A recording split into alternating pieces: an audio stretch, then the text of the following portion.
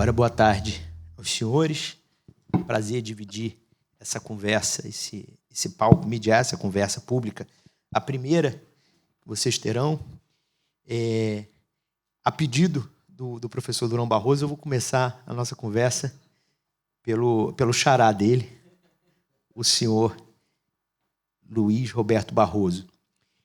A gente acabou de sair de uma COP na qual o senhor esteve, né? A gente tem uma urgência em torno de resultados no combate aos efeitos climáticos, e por isso eu acho que a primeira COP feita na Amazônia, gerou uma expectativa tão grande.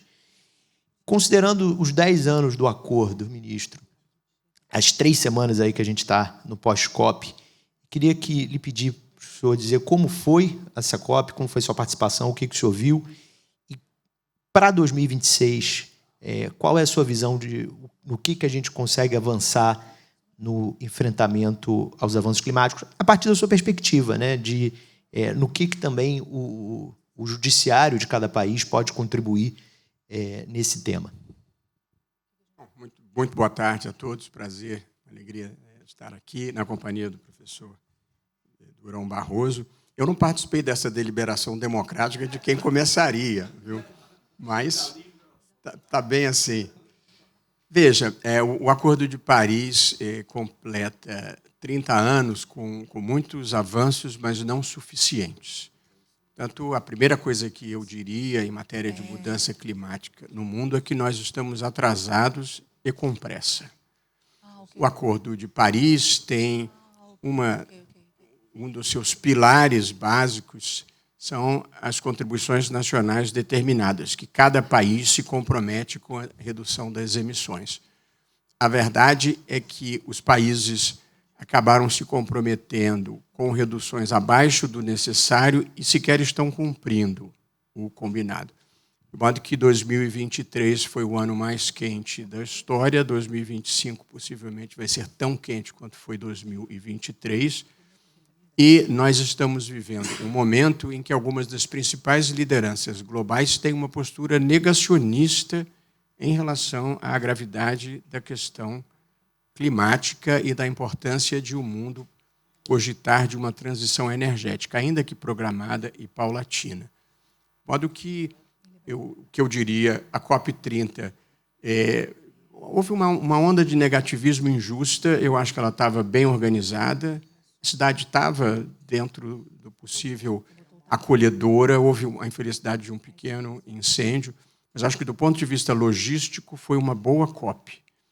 Do ponto de vista dos resultados, a gente continua com uma mesma dificuldade, que é a dificuldade de os países se comprometerem de uma maneira substantiva com o financiamento dos programas de enfrentamento à mudança climática, especialmente nos países emergentes, que é o caso do Brasil.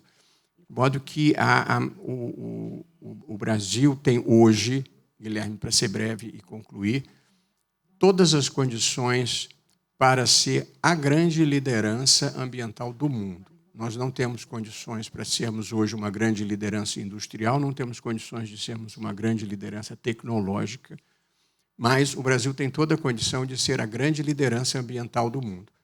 Em primeiro lugar, porque nós temos no Brasil energia predominantemente limpa. A energia, de uma maneira geral, e a energia elétrica no Brasil é substancialmente limpa porque ela é fluvial. O Brasil tem mais de 3 vezes a média global de energia limpa. Em segundo lugar, o Brasil tem um imenso potencial, já parcialmente explorado, de energias renováveis, de energia solar, de energia eólica e de biomassa. Em terceiro lugar, o Brasil tem a Amazônia, que é a maior prestadora de serviços ambientais do mundo, pelo papel que ela tem na preservação da biodiversidade, pelo papel que ela tem no ciclo da água, tanto despejando água doce no Oceano Atlântico, como pelos rios voadores que vão irrigar o Centro-Oeste, como pelo papel de armazenamento de carbono que a floresta tem, é o maior armazenador de carbono. De modo que nós temos uma posição privilegiada nessa matéria que eu acho que nós a deveríamos exercer. E, para finalizar, eu acho que os imensos serviços que a Amazônia presta para o mundo não são valuated da maneira que deveriam ser para que as 25, 28 milhões de pessoas que vivem naquela região tenham uma sustentabilidade econômica que permita um conjunto de atividades que não envolvam a derrubada da floresta. De modo que essa seria a minha avaliação inicial. Acho que a COP foi bem sucedida do ponto de vista logístico. Acho que ela recolocou na discussão as grandes questões, mas não foi capaz ainda de resolvê-las de uma maneira satisfatória. Obrigado. Professor Durão Barroso, o senhor, nos 10 anos que esteve à frente da Comissão Europeia, participou ativamente das discussões, naquele momento, do enfrentamento aos efeitos climáticos. E era um momento crucial dessa história, que era a negociação do que viria a se tornar o Acordo de Paris. Queria lhe pedir para contar um pouco daquele momento, o que estava em xeque ali, e qual foi a importância, qual é a importância do Acordo de Paris hoje para a humanidade, e qual o principal desafio para o pleno sucesso dele. Muito obrigado. Em primeiro lugar, queria agradecer o convite ao Guilherme Amado, ao Paulo Delanora Macedo, para estar aqui esta realização do Lisboa Connection e do Amado Mundo, desta vez em Paris, mas dando, portanto, corpo a esta vossa ambição, que é de uma relação ainda mais forte entre o Brasil e a Europa, e neste caso também passando um pouco, como já foi dito, por Portugal. Também o meu gosto em estar com o meu homónimo Barroso, neste caso Luís Roberto Barroso, que sei que ser uma das grandes personalidades da inteligência e da cultura brasileiras. E por isso é um prazer conversar com ele. Eu não iria discutir porque vai ser difícil discordarmos. Eu acho que estamos muito na mesma linha, mas enfim, talvez até possa haver alguma conversa com mais alguma ou outra diferença. Procurando responder agora muito diretamente à sua pergunta. Eu orgulho-me de ter sido a minha comissão, quando eu presidia a Comissão Europeia, em 2007, mais ou menos, que lançou aquilo que foi, na altura, que chamávamos o pacote, em termos legislativos, mais ambicioso de luta contra as alterações climáticas. Foi conhecido como 20-20-20, porque era a ideia da redução das emissões de gás com efeito de estufa de 20%, de 1990 até 2020, ganhos de 20% em energia, em eficiência energética, 20%, e era de termos pelo menos 20% de renováveis no mix das energias produzidas na Europa. Mix, eu agora ainda por cima estamos em França, eu preferia dizer, em vez de mix energético, o buquê energético, os nossos 20%. E a verdade é que conseguimos. A Europa conseguiu, até ultrapassou esse objetivo. Fez mais do que estava determinado, porque esta foi, desde o início, a concepção europeia, foi a de legislar com objetivos vinculativos, binding, como se diz em inglês, vinculativos na própria lei europeia. Na altura, eu recordo muito a conversa que tive dos Estados Unidos à China, também ao Brasil e outros parceiros, mas havia na altura muitos que até negavam o próprio fenómeno do câmbio climático. Diziam que era uma invenção da esquerda ou dos verdes radicais. Havia mesmo na Europa, havia na altura. Eu já não estou na política, portanto agora a minha sinceridade é total. Já não tenho a necessidade diplomática que têm outros.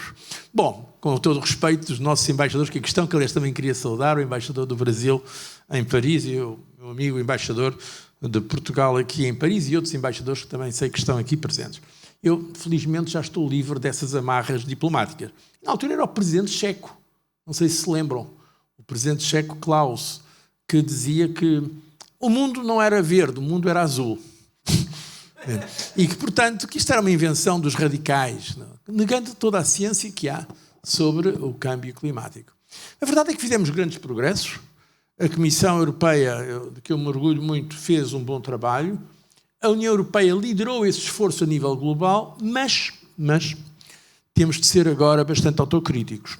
A verdade é que, aí concordo inteiramente com o que disse o Luís Roberto Barroso, nós não estamos a conseguir isso. E não estamos a conseguir porquê? Em parte porque a verdade é que os objetivos são bastante exigentes e está a haver até aquilo que eu digo, um backlash, uma reação negativa contra a agenda climática. Está a haver, do ponto de vista político e ideológico, em alguns dos nossos países, a começar pelos Estados Unidos. Os Estados Unidos são o segundo maior poluidor, o maior é a China, os Estados Unidos são o segundo. A Europa hoje em dia é responsável por cerca de 6 a 8% das emissões.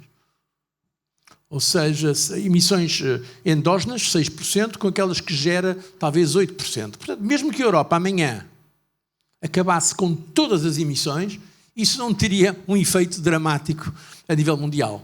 Sem termos a China, os Estados Unidos, a Índia, que está a aumentar as emissões bastante, a Rússia e muitos outros, não vamos conseguir atingir os objetivos de descarbonização.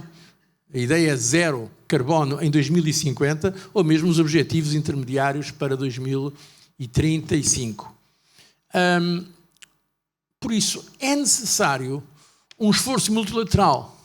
E aqui é que é o meu segundo ponto, e vou terminar com isto, talvez possamos discutir mais em pormenor. É que hoje em dia há uma crise terrível do multilateralismo. O mundo está desacoplado, está a um decoupling, como se diz em inglês, está a ficar cada vez mais fragmentado, polarizado, partido, como a gente diz em português simples, está partido, broken, e verificamos que, por exemplo, aquela que é a maior potência mundial, que são os Estados Unidos da América do Norte, saíram do Acordo de Paris. Não só saíram do Acordo de Paris, como estão militantemente a atual administração a negar a própria necessidade de esforço da ação climática, não é? A palavra de ordem do atual presidente americano é drill, drill, drill. Bom, então é um bocado difícil. Não só porque os Estados Unidos não estão parte nisto, como é um país que tem uma grande influência a nível global. Mesmo na Europa já se está fazendo sentir essa influência em alguns setores políticos. Ora, eu também sou uma pessoa que procuro ser moderada. Eu acho que também houve erros na parte do desenho do pacote climático na Europa mais recentemente. Para algumas pessoas tornou-se uma espécie de culto. Eu ouvi intelectuais e pessoas interessantes a dizer que, por exemplo, mulheres a dizer que não vão ter filhos, porque para que ter filhos se o mundo vai acabar amanhã? E há pessoas que estão a transformar a história do câmbio numa questão de culto, de fanatismo do outro lado. Não? Isso levou a uma reação. A extrema-direita reage à extrema-esquerda, a extrema-esquerda reage à extrema-direita. E então está a faltar-nos o consenso político necessário para levar a cabo esta agenda que é ambiciosa. Esta agenda é ambiciosa porque esta agenda, como disse também muito bem o Dr. Luís Roberto Barroso, tem custos. Tem que se financiar a mitigação, a adaptação. Há não só custos culturais de adaptação, mas há custos financeiros. Por exemplo, na Europa, onde estamos com uma pressão enorme sobre os nossos orçamentos por causa da guerra da Ucrânia, por causa dos problemas dos refugiados, por causa dos problemas da imigração ilegal, por tanta coisa, estar a pedir mais dinheiro aos contribuintes para lutar contra o câmbio climático, quando o objetivo imediato das pessoas, mesmo aquelas que sentem a questão da ameaça climática, é o seu custo de vida, é terem uma habitação, por exemplo, em Lisboa, que está muito cara a habitação hoje, não é? A habitação, enfim, a educação dos filhos, é um bocado, isto é difícil. Em democracia nós temos de ter o apoio. Eu digo isto muitas vezes aos meus amigos europeus. É muito bom liderar, mas quando nós lideramos e olhamos à volta não está ninguém, é porque não estamos a liderar muito bem, não é? E a Europa está um bocado isolada nesse aspecto, em termos da missão. O Brasil, como foi dito, o Brasil, a meu ver, só posso subscrever o que já foi dito, é naturalmente um líder nisto. Ainda anteontem, fui aqui à Fondation Cartier pour l'Art Contemporain. Não sei se já viram a exposição que lá está. O país que mais aparece com artistas contemporâneos é o Brasil. Porquê? Em larga medida, artistas, aliás, alguns fantásticos, aliás, alguns já conhecia. Em larga medida, e o tema é natureza. Quer dizer, quando se fala a nível mundial em natureza, em biodiversidade, o primeiro nome é o Brasil. Vocês, os brasileiros, vocês têm aqui um asset, que é uma coisa extraordinária. Quer dizer, vocês são naturalmente líderes desta agenda. E eu, por isso, acho que era ótimo que conseguíssemos também fazer alguma coisa para evitar esta polarização que está a dividir o mundo, que não permite soluções multilaterais. Por isso, apesar dos bons esforços que foram feitos pelo Brasil e pelo governo brasileiro para a Conferência de Belém, a verdade é que os resultados ficaram aquém do desejável. Isso é objetivo, não? E é por isso que é necessário mantermos esta pressão, mas ao mesmo tempo fazemos um apelo aos grandes poderes do mundo que, sem prejuízo das suas diferenças geopolíticas e ideológicas, que se vão manter. Eu, se tinha ilusões, já as perdi. Não é amanhã que não vai haver paz universal, não vai haver. Mas pedir-lhes uma coisa muito simples. Quando se trata de bens públicos globais, que são, por exemplo, este bem, o bem de termos, salvaguardarmos o planeta para as futuras gerações. Ou também agora no domínio que eu tenho trabalhado muito, que é da saúde pública global, como presidente da Aliança Global das Vacinas. Aliás, a razão pela qual eu fui à Conferência de Belém, para a qual fui convidado, foi que estive em reuniões do G20 em Joanesburgo, ligadas à questão da saúde pública. Cá está. Mas o presidente americano não veio ao G20. Não só não veio, como os Estados Unidos separaram-se do G20, não aceitaram e não aceitam a África do Sul membro do G20. Primeira vez que havia uma cimeira do G20 em África. Mas também o presidente chinês não foi ao G20 e muitos outros não foram. Ou seja, eu lembro muito bem quando foi a origem do G20, aliás, eu estou ligado a essa origem do G20 a nível das cimeiras, das cúpulas. Na altura, era de facto o fórum internacional mais importante e hoje em dia está a faltar essa cooperação. Portanto, era importante e eu penso que o Brasil aí tem um papel muito importante. Se agora é a minha opinião, vão-me permitir que diga como amigo do Brasil, como filho de brasileiro. O Brasil é um país dos BRICS, mas o Brasil faz parte também da concepção ocidental do mundo. Pela democracia liberal, pela sua herança histórica, pelo facto de ser uma democracia pluralista. Ao contrário de alguns países dos BRICS, o Brasil é uma democracia. Portanto, o Brasil pode ser aquela articulação entre o chamado Sul global, que aliás é um conceito bastante discutível, e o Norte global. O Brasil que é membro dos BRICS, mas que pode ser também parte deste... E com certeza tem lugar do mundo mais avançado do ponto de vista económico e do ponto de vista tecnológico e científico e cultural. Eu acho que é extraordinário isso. E neste domínio da natureza, da biodiversidade, da proteção do ambiente, da luta contra o câmbio climático, eu penso que a Europa e Brasil podiam e deviam fazer mais ainda juntos. Muito obrigado. Ministro, o professor Durão Barroso falou em negacionismo, se recordando quando da época da negociação do Acordo de Paris, aquilo era uma questão, e ainda é o negacionismo climático, ainda é hoje, como ele também citou, ainda é um desafio. O senhor, tanto na presidência do Tribunal Superior Eleitoral, quanto na presidência do Supremo Tribunal Federal, esteve à frente da urgência institucional de se enfrentar o negacionismo em relação à democracia, o negacionismo científico, o negacionismo, como ontem, quando o senhor deu uma entrevista para a gente, falou, o negacionismo de se negar que uma caneta azul é azul, né? E esse é talvez um dos maiores perigos da gente viver uma democracia. O que o Brasil pode hoje ensinar ao mundo sobre como lidar com negacionistas? Olha, assim, ensinar dá uma conotação de pretensão e de arrogância que eu não gostaria de ter. Eu só queria dar um passo atrás, como esse é um programa para o grande público, porque a mudança climática ela é um pouco como questão indígena, como questão de educação. Todo mundo diz que é muito importante, mas quando você começa a falar, dispersa o bolinho. Ninguém se interessa, não dá ibope. Eu tive na COP, conversando com a Andréa Sadi, da Globo News, e ela me disse, a gente está aqui na COP, mas ninguém presta atenção. A gente não consegue dar ibope com a questão ambiental. E essa é uma verdade.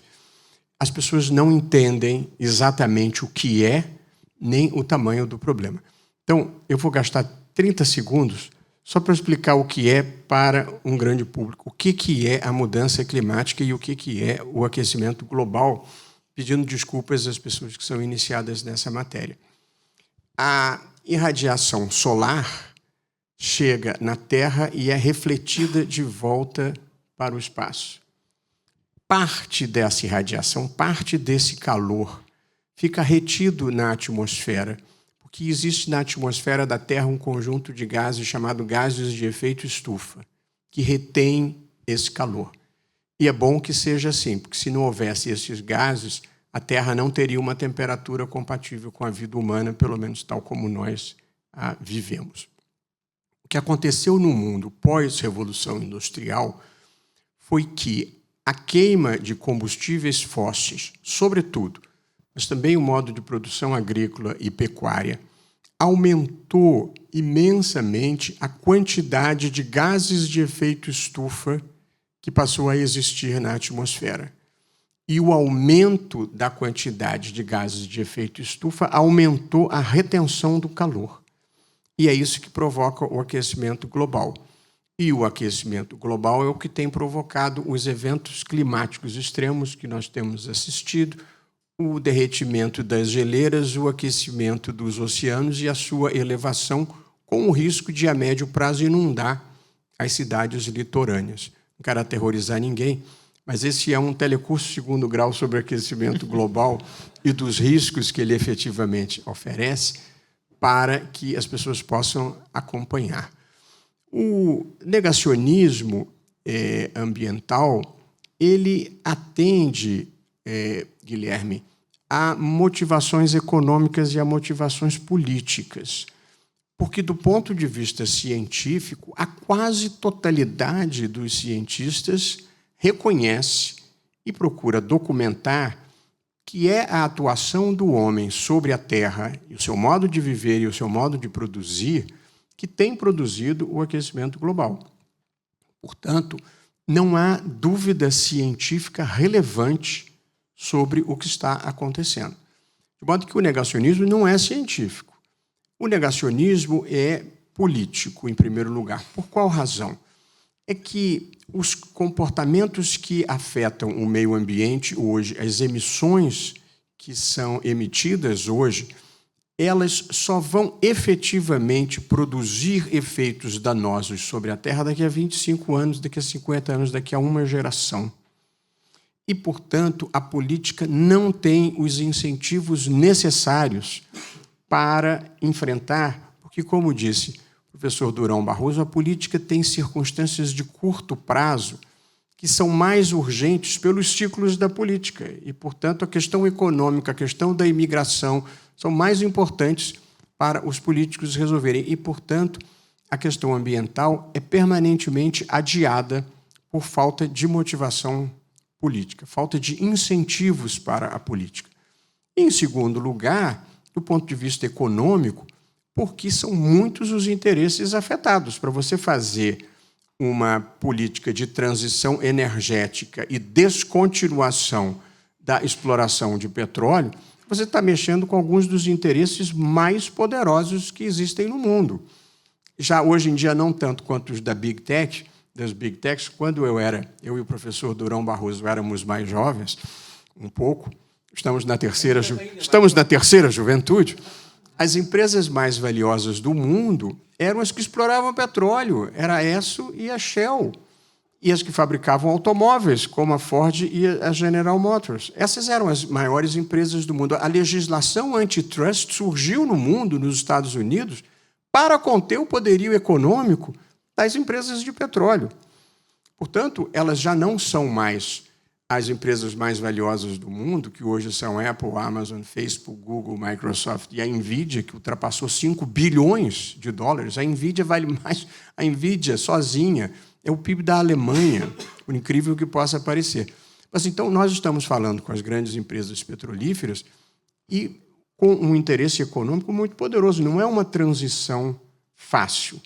E, portanto, e mesmo o Brasil, com a questão da margem equatorial, a política que se antecipa é de que vai haver essa exploração. O país não quis se permitir deixar de explorar essa riqueza. Eu aqui não vou entrar no mérito se a decisão é boa ou ruim, porque não faz parte do nosso debate. Eu me lembro sempre de uma passagem do Voltaire, que estava no leito de morte, ele era um anticlerical, mas chamaram um padre para dar a extrema-unção, e o padre disse: eu queria que você negasse o coisa ruim 3 vezes. E o Voltaire disse, não acha que está uma hora meio ruim de eu fazer novos inimigos? Então, não estou precisando de novos inimigos, mas o negacionismo, portanto, e em conclusão, não é científico, não há dúvida científica. Portanto, há uma falta de incentivo suficiente na política e há, evidentemente, uma resistência econômica das grandes empresas mundiais que exploram petróleo e de alguns países cuja economia é inteiramente dependente do petróleo. Eu fui à COP de Dubai e depois eu fui dar uma palestra na NYU, que tem uma NYU em Abu Dhabi. No caminho entre Dubai e Abu Dhabi, eu vi diversas refinarias de petróleo. Portanto, o país da COP era um dos grandes refinadores, aliás, um dos grandes produtores de petróleo do mundo. Portanto, não é simples, mas é necessário e a gente tem que combater o negacionismo e convencer o mundo, inclusive as empresas, a fazer a transição energética. No Brasil, e vou concluir, nós temos feito hoje, a exploração das energias renováveis no Brasil já se tornou relevante. E um certo nível de consciência. Eu, quando presidi o Supremo e o CNJ, lancei uma política de descarbonização do Judiciário e fiz no Supremo um acordo com a Companhia de Energia. A energia do Supremo vai ser inteiramente fotovoltaica. Mas aí no Brasil está acontecendo um problema de transição energética que eu não sei se as pessoas se deram conta. É que a produção privada de energia solar, por placas solares que você joga no sistema, está acarretando um excesso de oferta que obriga o desligamento das hidrelétricas durante os momentos de pico de energia solar e depois um religamento. Portanto, há um desperdício de energia, é oneroso o religamento e, em alguns casos, eles precisaram acionar as termoelétricas. Ou seja, o Brasil está vivendo um problema de gestão de energia por excesso de oferta de energia solar privada. Portanto, nada é simples nesse universo que nós estamos lidando. O problema é bom, porque é um problema de excesso, mas a gestão do excesso tem que ser feita de maneira adequada. Em suma, não há negacionismo científico, há desincentivos políticos e há uma compreensível resistência econômica dos países que são grandes produtores e das grandes empresas, e, portanto, esses são os corações e mentes que a gente precisa seduzir nesse processo. Professor, o senhor percorre até hoje a Europa toda, seja por sua posição no Goldman Sachs, seja por suas posições anteriores, o senhor sempre é convidado para eventos como esse. Nas suas viagens, como que o senhor percebe o interesse da opinião pública sobre o debate? Acho que aqui a situação é um pouco diferente, né? Aqui eu acho, enquanto lá no Brasil concordo, porque percebo também como produtor de conteúdo que a gente tem uma dificuldade de mobilizar as pessoas em torno do tema da sustentabilidade como um todo, aqui na Europa eu percebo que não. Aqui eu acho que há um interesse muito maior, há uma preocupação maior, e queria pedir, se o senhor concorda com essa avaliação, qual foi o histórico, o que foi feito nas últimas décadas, em termos europeus, para se construir essa conscientização da sociedade para a necessidade de tornar a economia mais verde? Sim, houve uma evolução grande, para ser muito sincero, quando nós, agora falando da minha experiência, visto que falou da minha experiência, quando eu estava na Comissão Europeia e quisemos lançar este chamado pacote da energia e do clima, não foi fácil, porque na altura alguns países queriam muito avançar nesta direção, nomeadamente os países escandinavos, os países nórdicos, a Dinamarca, a Suécia, a Finlândia, etc. E a Inglaterra, na altura o Reino Unido fazia parte, aliás era o primeiro-ministro Tony Blair, que fazia parte também da União Europeia, agora como sabem já saiu. A França e a Alemanha estavam a favor e na Europa, na União Europeia, nada funciona sem a França e a Alemanha estarem de acordo. É a condição necessária, mas não suficiente, mas é a condição necessária para haver decisões, é a França e a Alemanha estarem de acordo. Mas havia os novos países. Eu fiquei presidente da Comissão Europeia em 2004. 2004 foi exatamente o ano em que passámos de 15 para 25 países. Era o chamado Big Bang, em que entraram todos os países da Europa Central e do Leste, não é?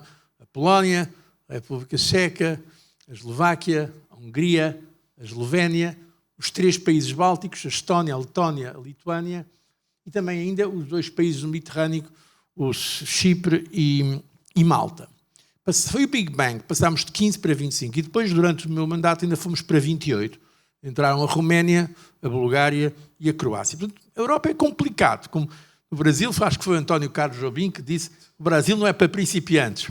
A União Europeia também não. Exige bastante estudo. Bom, e na altura nós queríamos convencer, porque para aqueles menos familiares com a União Europeia, também agora estou a fazer de pedagogo, aqui o professor Barroso tem essa qualidade de expor matérias muito difíceis e complexas em linguagem muito simples. Nós, na Europa, como é que funcionamos? A Comissão Europeia é que faz as propostas. É uma espécie de executivo. Mas quem as aprova depois são os governos e o Parlamento Europeu. A Comissão Europeia não legisla.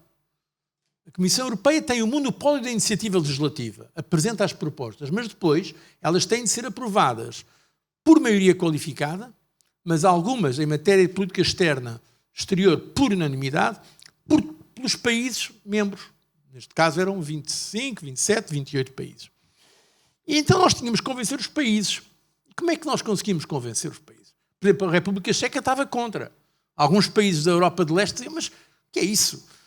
Climate change, mas que é isso? Temos outras coisas. Então fizemos uma coisa que na Europa eu aprendi. É que às vezes quando se quer...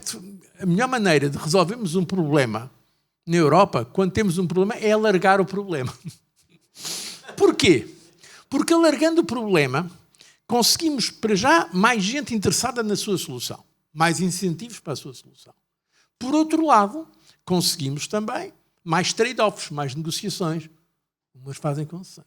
E por isso é que não foi um pacote só verde, um pacote ambiental, foi um pacote de energia e clima, garantindo segurança energética. Porque os países de leste, aí, na segurança energética, eles já estavam a querer. Porque já na altura tinham receio da Rússia.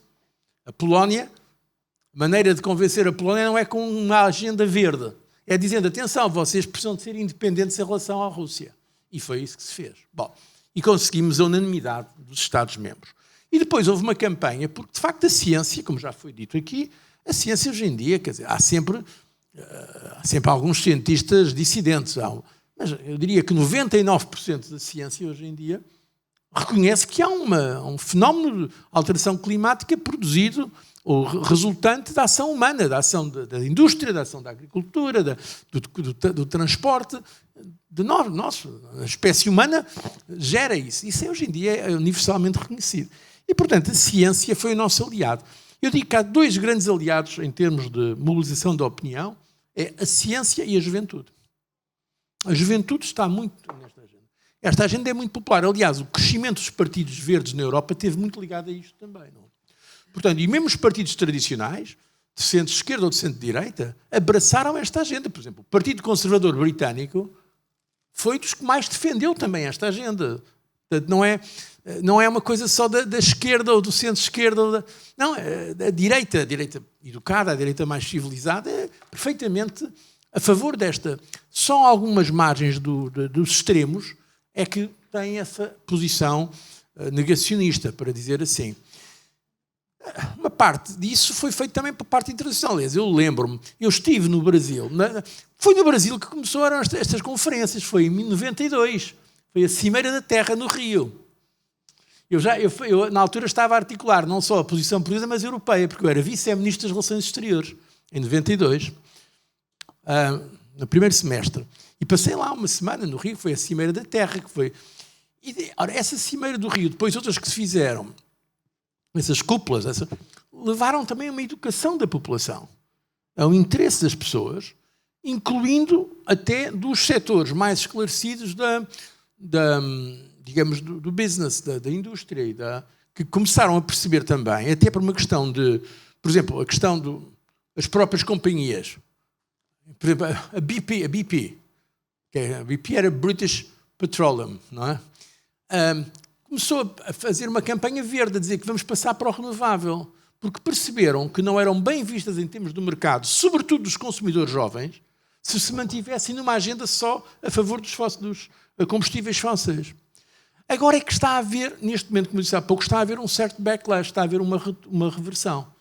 Porque, talvez porque houve exageros de alguns, porque pela influência também da nova administração norte-americana, agora, por exemplo, há companhias que estavam a fazer parte, mesmo bancos, grandes bancos mundiais, que estavam numa coligação para a economia sustentável e que estão a fazer marcha atrás, marcha a ré, porque acham que isso faz parte, às vezes, de uma agenda woke. É um problema, de facto, ideológico muito complicado. Eu acho que nós, na Europa, hoje o que estamos à procura é daquilo que eu chamo de recalibragem ou recalibração. Como é que podemos fazer uma agenda climática ambiciosa sem pôr em causa a nossa competitividade, nem pôr em causa os setores mais vulneráveis da população? Porque às vezes acontece isso. Uma parte da indústria europeia foi muito contra a agenda climática porque diz, então nós estamos a impor estas regras às nossas empresas, mas vamos continuar a importar produtos que vêm da China ou de outras partes onde não há qualquer regulamentação. Então, isso é mau para a nossa competitividade. Esses produtos são produzidos e são depois importados por nós sem terem as mesmas condições que são impostas, que às vezes são condições que custam dinheiro, não é? Condições de produção, de qualidade, de redução dos gases de efeito de estufa, etc. Houve aqui uma revolta de uma parte do setor empresarial. Depois também há uma questão, que é a questão social. Por exemplo, quando agora dizemos que temos que acabar com alguns motores de combustão. Aqui em França houve o problema dos Gilets jaunes. Lembram-se disso, os coletes amarelos, em grande parte. Porquê? Porque, ao fim e ao cabo, era uma obrigação que havia de renovar, de modernizar os motores, que, claro, quem é rico pode comprar um carro elétrico hoje. Mas pessoas que têm carros há 20 anos, os carros mais poluidores, a gasóleo e a diesel, para eles é mais difícil. Portanto, como em Portugal chegou a haver um governo, não é este, que punha quase que uma espécie de multa a quem tivesse carros há mais de 20 anos. É um erro absoluto. Depois tiveram que tirar a medida, como é óbvio, não? Em vez de facilitar a quem compra carros novos elétricos, fizeram uma medida, que é absolutamente, a meu ver, vou dizer estúpida, que é, quem tivesse carros há mais de 20 anos tinha de pagar um suplemento. Claro que isto, socialmente, isto é obviamente, revoltou as pessoas. Portanto, é muito importante que a agenda climática, se queremos ter sucesso, seja calibrada, de modo a não pôr em xeque, em dificuldade, alguns dos nossos setores que estão expostos à competitividade ou à concorrência internacional, ou que não ponham um peso demasiado elevado nas camadas mais vulneráveis da população. Se fizermos isto, com a aliança que eu já disse, a aliança com a ciência, com a mais avançada ciência, e também com a juventude, eu acho que há condições para avançar nesta agenda, ainda que, pessoalmente, eu não sou... Nós, que somos formados em Direito, nós normalmente julgamos que sabemos de tudo. E falamos de tudo, não é? Eu não sei tecnologia, nem sei agenda, nem sei climatologia o suficiente, mas tenho a sorte de conhecer alguns dos melhores especialistas do mundo sobre isto. E o que eles me dizem é que, a continuar a atual trajetória, não vamos chegar lá em 2035 nem em 2050, ao net zero, à descarbonização. A não ser que, e esta é a minha última palavra, haja inovações tecnológicas importantes. Eu continuo com a esperança, mas isso é talvez a minha vocação mais otimista, que a ciência vai nos dar soluções. E já há coisas que estão a passar-se em termos de carbon capture and storage, captura e conservação do carbono, outras questões mesmo de geoengineering. Está a haver coisas, incluindo a inteligência artificial, que pode ser posta também ao serviço de mecanismos menos poluidores. Portanto, se for assim, se conseguirmos manter a opinião pública do nosso lado, graças ao apoio da ciência e ao apoio da juventude, e se conseguirmos desenvolvimentos tecnológicos, eu acredito que ainda é possível salvarmos o nosso planeta dos cenários mais negativos, mas vai ser preciso acelerar o nosso esforço. Ministro, nos seus anos no TSE e no STF, o senhor viveu momentos muito decisivos em relação à democracia no Brasil e que no governo anterior estavam muitas vezes, coincidentemente ou não, associados em momentos muito dramáticos do ponto de vista ambiental. Eu me lembro bem na pandemia, uma decisão sua, que era sobre a expulsão de venezuelanos durante a pandemia de volta para a Venezuela, e que isso exporia eles a um risco sanitário grande, e naquele momento o senhor falou, olha, não tem cabimento nesse momento colocá-los em risco nessa situação, em meio a uma epidemia sanitária como essa que a gente está vivendo. E na mesma época, vocês tratavam de territórios indígenas, vocês tratavam de uma série de desatenções dessa população que na pandemia também acontecia. Existe uma coincidência entre os extremistas ao atacar as democracias e também se colocarem como negacionistas climáticos? É uma agenda que tem atores semelhantes nas duas trincheiras? Eu acho que talvez seja possível dizer que o extremismo tem uma postura negacionista. Eu teria que fazer uma reflexão maior, mas eu penso que sim. O extremismo ele tem uma tendência natural de ser nacionalista. E a questão ambiental, como outras, é uma questão que não comporta soluções locais. Ela precisa de soluções globais, tanto que nós temos o Acordo de Paris, de 2015, antes tivemos o Protocolo de Quioto e antes tivemos a Convenção Quadro.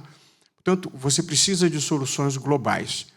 Como o extremismo nacionalista não gosta de questões globais nem de globalização, e como não há solução local para esse problema, o negacionismo se insere um pouco, muitas vezes, nessa lógica. Mas no Brasil, nós vivemos um momento dramático nesta linhagem negacionismo em relação à pandemia. A gestão da pandemia no Brasil foi trágica. O Brasil tem cerca de 2,5% da população mundial. E nós tivemos 10% das mortes. Esse foi o tamanho da má gestão da pandemia no Brasil. E o Supremo interveio repetidamente na questão da pandemia para, em primeiro lugar, assegurar o direito dos estados e dos municípios de enfrentarem a pandemia, porque primeiro surgiu um decreto federal estabelecendo que só a União poderia tratar das diretrizes de enfrentamento da pandemia. Como a União tinha uma postura negacionista, impediu os estados e os municípios de atuarem, evidentemente, seria potencializar as consequências, muito obrigado, da pandemia. Em segundo lugar, o Supremo teve uma decisão para impedir, porque o governo fez uma campanha conclamando as pessoas a voltarem às ruas, quando todas as recomendações da Organização Mundial de Saúde e das instituições médicas eram o distanciamento social. Depois você teve posturas do chefe de Estado contra a vacina e dizendo que a vacina podia fazer virar jacaré ou afinar a voz dos homens. Quer dizer, num país machista como o Brasil, vocês imaginem o desincentivo à vacinação. Então, era uma postura de tal grau de negacionismo que o Supremo interveio de novo para ordenar uma campanha de vacinação. Na verdade, para ordenar um plano de vacinação e depois impor a vacinação obrigatória. De modo que agora o negacionismo como um gênero que comporta muitas espécies, nós tivemos o negacionismo ambiental, tivemos o negacionismo em relação à pandemia. Na questão ambiental, o Supremo teve duas decisões muito importantes para determinar a liberação do Fundo Amazonas e para determinar a liberação do Fundo Clima. O Fundo Amazônia era um fundo associado ao RED+, com dinheiro pago pela Noruega e pela Alemanha, basicamente, e que não pode, é um dinheiro carimbado, não pode ser usado para outra coisa.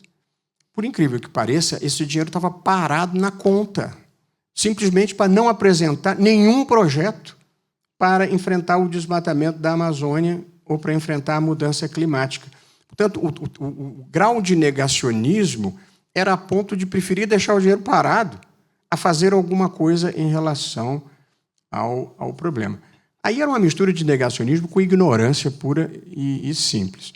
Portanto, nós vivemos esses negacionismos em dimensões diversas. E o próprio negacionismo democrático que chegou ao Brasil de um cultivo ao descrédito às instituições. As instituições democráticas, elas têm problemas em todo o mundo, porque, embora a democracia tenha sido a ideologia vitoriosa do século XX, derrotando as alternativas que se apresentaram, comunismo, fascismo, nazismo, regimes militares, a democracia não entregou todas as promessas que ela trazia em si, sobretudo a de prosperidade e de igualdade de oportunidades para todas as pessoas. Então, é pelos desvãos da democracia que floresceu o populismo autoritário e o extremismo. E, em lugar do aprimoramento das instituições, tem-se essa tentativa de destruir ou de desacreditar as instituições. E aí eu acho que esse momento que a gente está vivendo no mundo, e para encerrar, Guilherme, trouxe algumas consequências muito negativas que eu acho que a democracia precisa reagir e entregar o restante das promessas. Nós vivemos hoje no mundo uma imensa perda de civilidades. Nós vivemos, e, portanto, as pessoas não conseguem mais respeitar quem pensa diferente. A desqualificação do outro se incorporou à lógica das redes sociais. Em segundo lugar, nós tivemos uma captura do pensamento conservador pelo extremismo, porque o pensamento conservador é uma das opções legítimas numa democracia. O extremismo não é legítimo, porque o extremismo não aceita o outro, não aceita o diferente. Esse conservadorismo mais tradicional da Angela Merkel, se esvaziou muito, capturado pela extrema-direita.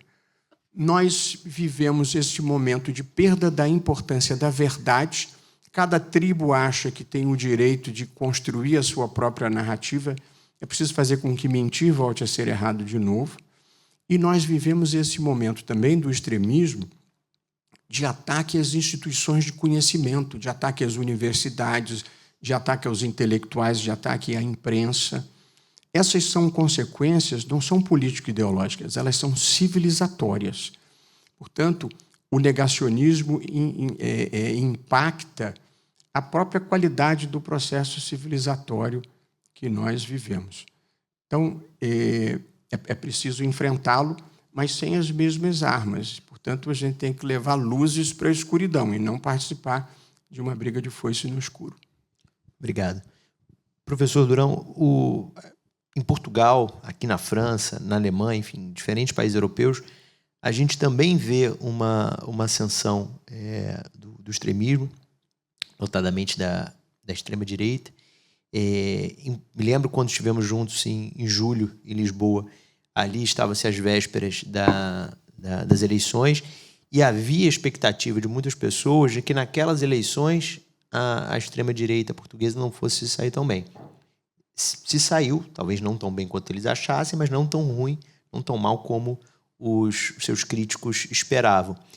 Em que medida isso, se eles conseguirem chegar ao poder nesses 3 países, em outros países, isso coloca em risco a nossa tentativa de enfrentar as mudanças climáticas e salvar o planeta? Com certeza que sim, porque, de uma maneira geral, as forças extremistas, nomeadamente das de direita, embora também haja extremismo de esquerda. Aqui, por exemplo, em França, eu considero que se forem para a extrema-esquerda aqui, é tão má ou pior que a extrema-direita. É a minha opinião pessoal, obviamente. Há de ambos os lados essa pulsão extremista. Mas como aqui já foi muito bem dito, aqui pelo Dr. Luís Roberto Barroso, o extremismo, por natureza, fecha. É contra a abertura. É contra a abertura global, da parte mundial, é também contra a abertura intelectual. As teorias da conspiração. Eu tenho sido, aliás, acaba agora o mandato no final deste mês, tive 2 mandatos como presidente da Aliança Global das Vacinas, precisamente durante o Covid. Foi quando me pediram para eu assumir essa presidência dessa aliança global. Tenho estado a fazer isso pro bono estes 5 anos. É impressionante. Hoje em dia temos nos países, alguns países mais desenvolvidos, mais ricos no mundo, gente que acha que as vacinas matam as crianças. E estão a subir agora, incluindo nesses países, estão a subir, por exemplo, o sarampo está a subir, porque não vacinam as crianças, que era uma coisa que em Portugal, até no regime de Salazar, Portugal tem uma das taxas de vacinação mais altas do mundo, praticamente 100%. Mas foi no regime de Salazar, nos anos 60, que era obrigatório vacinar, porque sabe-se que se não vacinar as crianças morrem, é tão simples como isso, não? Por doenças que são absolutamente curáveis. Bom, portanto, é uma situação, de facto, estranha, porque, em média, a educação hoje é mais elevada do que era nos anos 60, ou de 70, ou 80. Mas, paradoxalmente, incluindo países muito ricos e intelectualmente com grandes recursos, está a haver estas campanhas de paranoia. É uma coisa, de facto, terrível. E, portanto, os extremos a ganharem, provavelmente, iriam fazer isso, ou seja, reduzir o apoio para causas, como sejam causas que exigem a inteligência, que exigem a abertura, que exigem a cooperação internacional, como é o caso das mudanças climáticas. Eu costumo dizer, é muito difícil ter uma internacional dos nacionalismos. Embora eles tentem. É curioso, na Europa, os diferentes partidos de extrema-direita fazem parte de uma organização. E reúnem-se, como é que alinham a estratégia. E agora, aliás, estão alinhados não apenas entre a Europa, que ainda é mais grave, com agendas que é para destruir progressos civilizacionais ou civilizatórios que nós temos.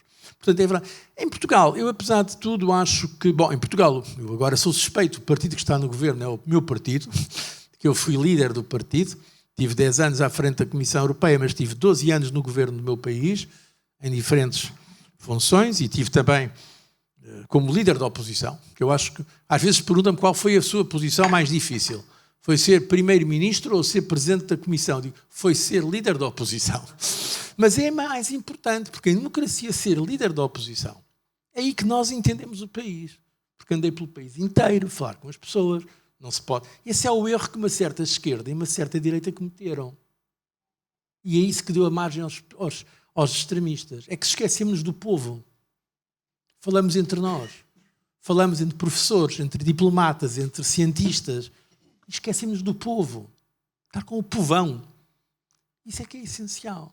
Por isso, o centro-direita e o centro-esquerda, ou centro, se querem ganhar, em vez de estarem a criticar os extremistas, têm que pensar o que é que eles fizeram de errado. O que é que nós fizemos de errado? Para dar margem aos extremos para subir. Porque nos esquecemos do povo. O Sr. Bernie Sanders, que é um homem bastante à esquerda nos Estados Unidos, disse nas últimas eleições, nós, Partido Democrata, esquecemos dos trabalhadores. E é verdade, andaram com agendas muito interessantes para alguns meios intelectuais, mas esqueceram dos trabalhadores. Essa é que é a grande questão. Portanto, eu acho essencial, de um ponto de vista, visto que me pôs, eu não queria entrar na política partidária, mas aqui o Guilherme provoca-me sempre nesta direção. Mas, do ponto de vista político, o essencial não é estar a criticar os outros, mas ver o que é que nós fizemos de errado. Porque a maioria da população é moderada. A maioria dos brasileiros, a maioria dos portugueses, a maioria dos americanos, a maioria dos franceses, não são pessoas extremistas, não são fascistas, ou não são comunistas, ou terroristas. Em termos estatísticos, há uma curva de Gauss, em que a maior parte está no meio. Porquê é que essa gente está a fugir para os extremos? Porque nós, os moderados, nós que gostamos de achar-nos os racionais ou os razoáveis, perdemos um pouco esse vigor.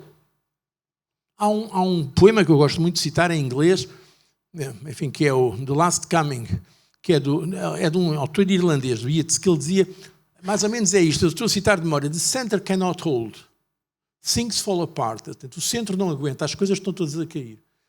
The worst are, no, the best lack all conviction, os melhores não têm qualquer convicção, and the worst are full of passionate intensity, enquanto os piores estão cheios de paixão e intensidade.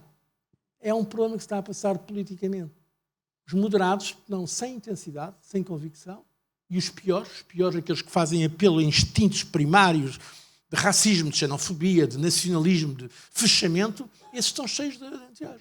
Portanto, vamos ver o que é que podemos fazer para ganhar esta nossa agenda. Eu continuo a pensar, porque senão não era democrata, que a maioria vale a pena estar com a maioria e vale a pena trabalhar com a maioria do povo. São pessoas moderadas. Portugal eu conheço muito bem. Os portugueses são moderados, em geral. São pessoas que querem evitar. E por isso eu acho que as forças mais razoáveis têm um grande futuro se aprenderem que em democracia tem que estar, temos que ganhar o povo e não estar apenas a falar uns para os outros, mas mobilizando o povo para o voto. Muito bom. Eu peço uma salva de palmas para 2 moderados com convicção aqui. Obrigado.